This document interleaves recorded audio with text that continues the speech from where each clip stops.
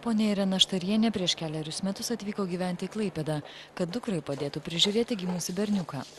Anūkui paaugus ir pradėjus lankyti darželį, komunikabili močiutė poilsiu nesinaudojo, o ryžosi vėl pradėti dirbti. Sako, būtų ir kiemus šlavusi, bet pirmiausia rado kurjerio, o vėliau ir draudimo konsultantės darbą. Čia ir prireikė naujų technologijų bei žinių apie jas. Pradėjusi dirbti moteris minimalių žinių gavo iš kolegų, tačiau norėjusi tobulėti. Tuomet ponios Irenos kelias nuvedė į viešąją biblioteką, kur rengti projekto bibliotekos pažangai kompiuterinio raštingumo kursai. Visai netikėtai, reiškia, Imų laikraštį Vakarų ekspresas buvo skelbimas, kad, reiškia, yra bibliotekose kursai pagyvenusiems žmonėms. Tu va paskambino ir priėmė. Mokytis pašnekovę skatina ir dukra, o ir pabaigusi kursus klaipėdietė sako, gilinanti žinias namuose prie kompiuterio savarankiškai.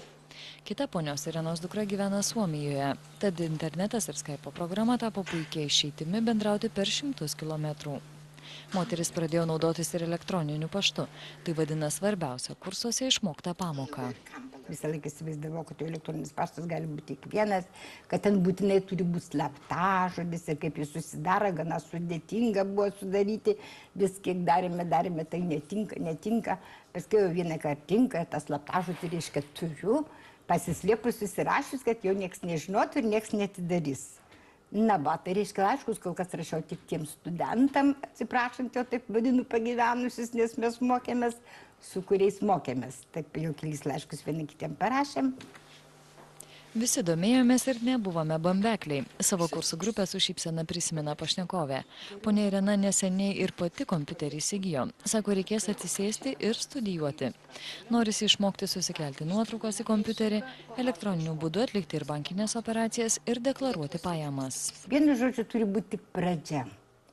O toj pradžioje, jeigu pradedi gilintis ir atrandi, kaip sakoma, tos pabaigos nebereikia, jau toliau ir toliau eini. Tai labai didelė galimybė, nereikia mokėti nieko ir tiesiog laiko praleidimas toks puikus labai.